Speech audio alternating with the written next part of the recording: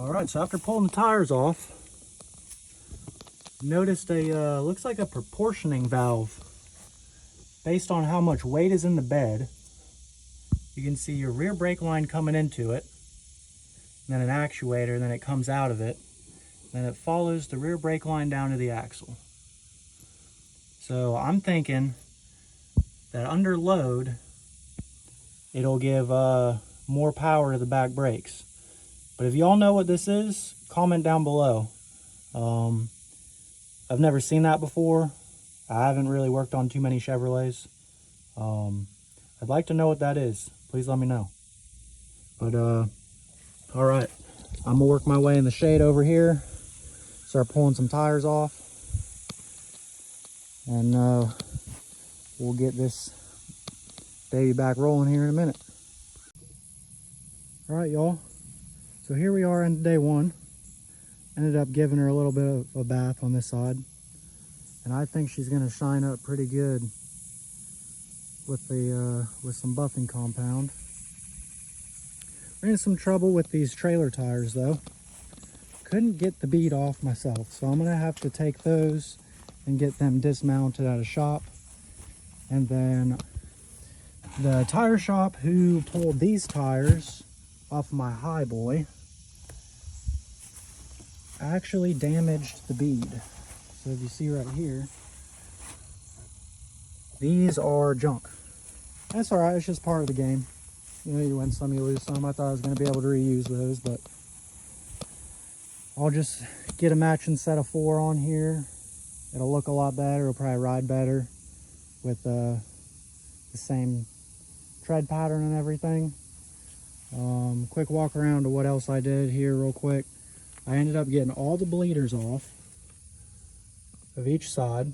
Everything's freed up. The back brakes look fairly new. And all the brake stuff, the calipers are free, the pistons are free. The master cylinder is in fact bad. So I've got that on order for tomorrow anyway, so we were shut down no matter what, whether it was the tire issue or this master cylinder being bad. We got that pulled out, broke one fitting, trying to rush it. But that'll be in tomorrow. I'm gonna browse the old interweb, probably Facebook Marketplace for some tires, and take it up to my buddy's shop. He's got a tire dismounter and balancer. Everything else on this thing has been looking really solid though, just going over it. Hubs are all tight, tie rod ends are all tight. Tested the 4-wheel drive. The transfer case does whine a little bit, so that probably needs some fluid. That's okay, that's easy. And then we can start tackling it. So I guess we'll see y'all tomorrow and we'll jump back on it. Appreciate y'all watching, and we'll see you tomorrow. All right, it's day 2 out here. And get to work on the K20 again. Got some parts. Got a master cylinder in, brake fluid. I ended up renting a kit to flare one of the lines off of the master cylinder that I ended up breaking. Little cut tool to clean up that edge a little bit. I already had this sitting at home. And I did go ahead and buy a Chevrolet 350 thermostat housing. Replaced that one that was leaking. Hopefully it wasn't the hose. I didn't tear off that hose to see if it was bad or not. So all in this, we're about $100 once we return this kit. $100 on top of $1,100, still at $1,200. Having some trouble finding some tires for a 16-inch rim. I was searching Marketplace all last night. Couldn't really find anything that would fit this. I do have some 17s rims, bullet holes, and 37s sitting at the house. Kind of trying to stay away from 6-inch lifts on these. They ride a little bit rough, but depending on how hard it's going to be to find some tires, we may end up going that route instead, since I already have those tires sitting at the house. I got our little tool set here on the ground. So I'll put you guys up under the hood here. I think we're going to start out flaring that one line. I got to get the broken piece out of the fitting that threads into the master cylinder for the front disc brake. We'll do that first, then we'll jump on the master cylinder, and then we'll finish off with the thermostat housing. Clean up a little bit under the hood today. Got a little bit of a late start, so I'll get you guys up under the hood. Hopefully keep my phone from overheating. I got it in the truck right now. Yesterday it was getting pretty hot, overheating. It shut off a couple times, and my battery drained in like 2 hours, and my phone was on 100%. So we'll try and avoid that today. Let's jump in. All right. So I had some trouble getting this fitting, or the brake line, out of this fitting, because when it broke off on the outside, it had a bend to it. So what I ended up doing is I took my channel locks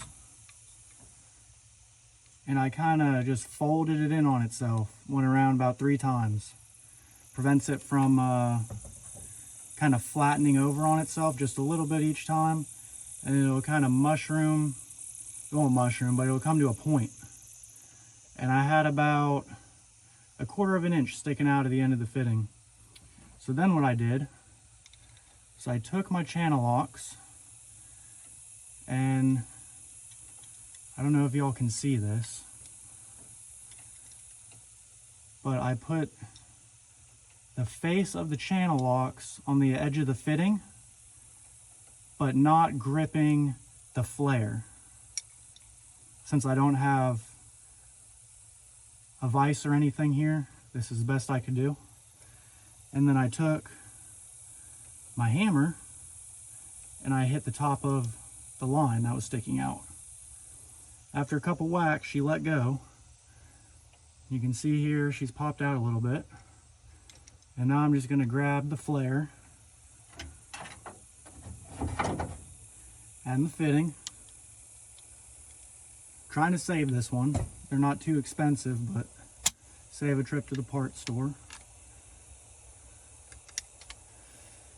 Wiggle her back and forth, and she should come right on out of there.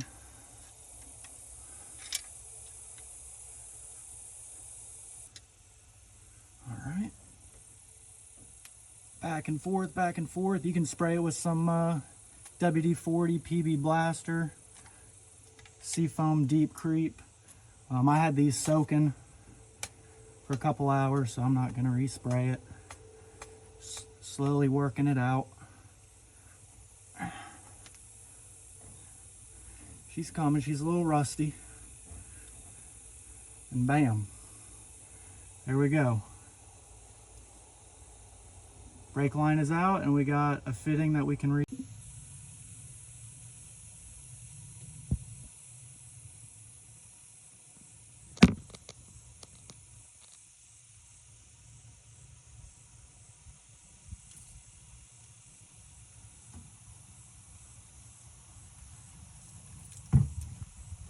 Okay, for some reason I keep having issues with my phone cutting off the video.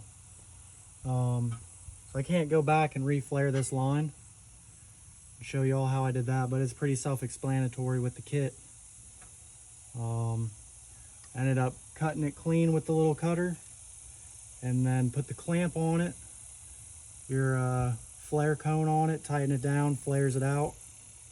Make sure your fitting is on it before you flare it. It's a given. And then just now tightening down the master. Once we get it tight and these fittings on, we'll gravity bleed it, since I'm just by myself today. And then we'll jump on this thermostat housing over here while this is gravity bleeding. Do not believe this unit has been bench bled.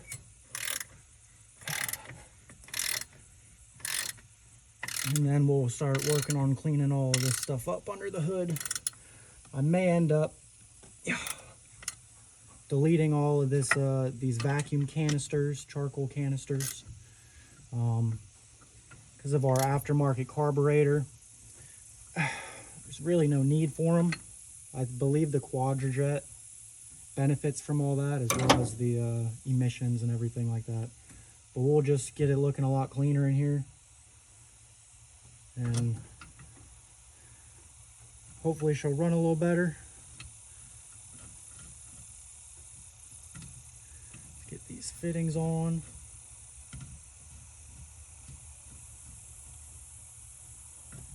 A little bit stubborn.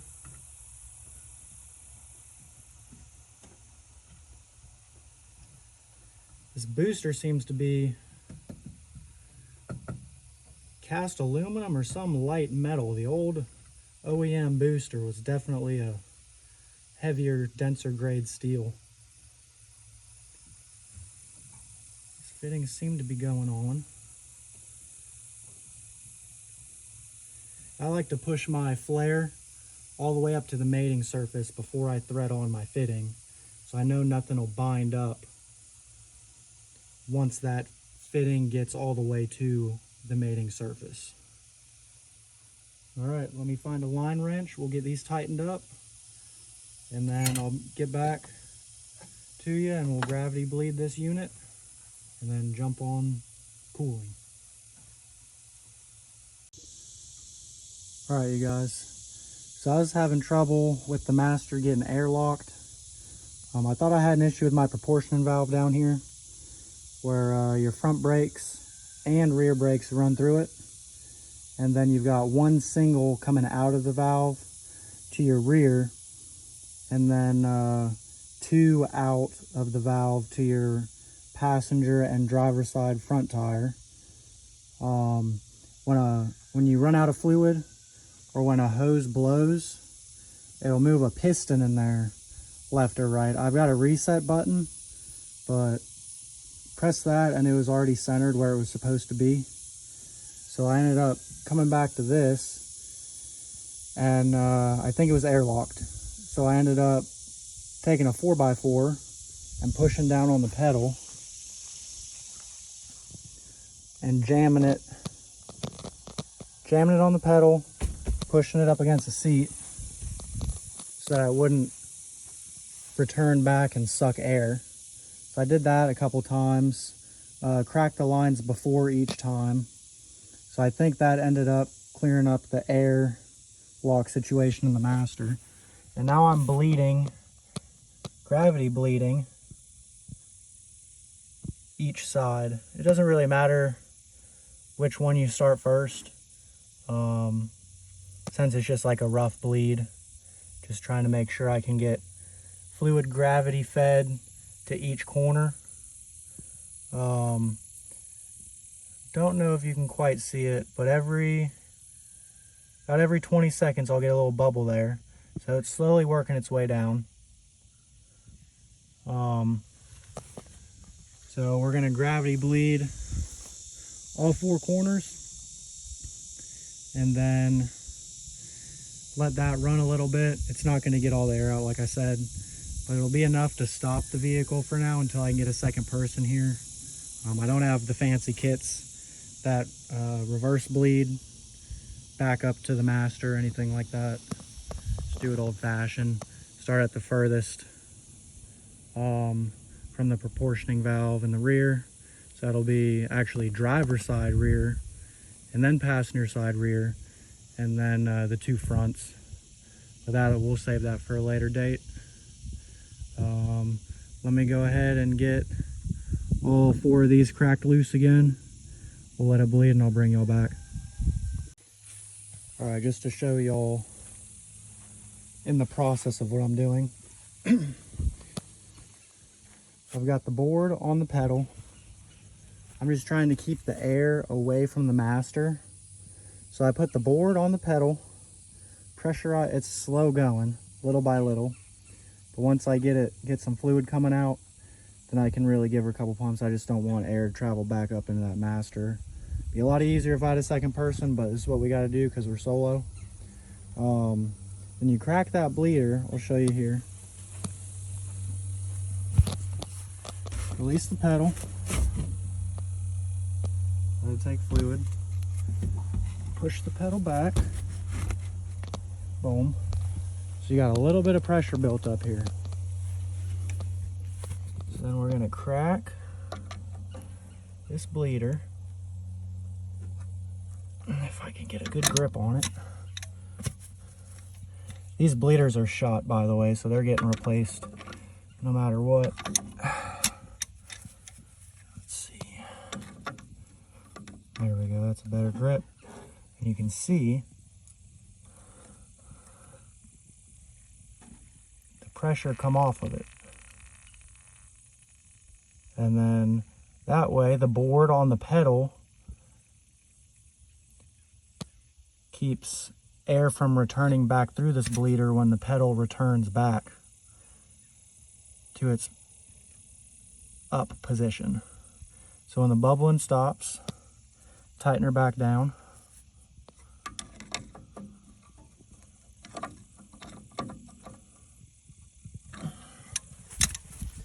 And then rinse and repeat. So off the pedal,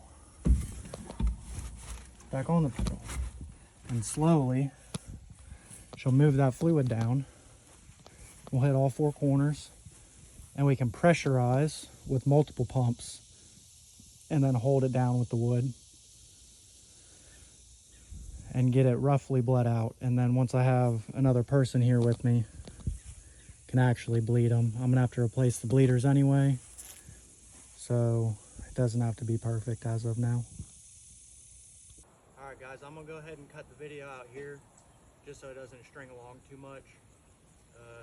I'll get a part 2 out of this thing on the road ripping here soon. It's been a couple weeks now. I found some, I think they're 02 to 07 GM stock, so they'll fit perfectly on my GMC Sierra back behind y'all. And then eventually I'm gonna swap the BFGs off of them back on the Steelies, so then I'll have a nice set of OEM rollers if I want to swap them out on my truck or anything. But like I said, I'm gonna leave y'all here. We're coming back with a part 2.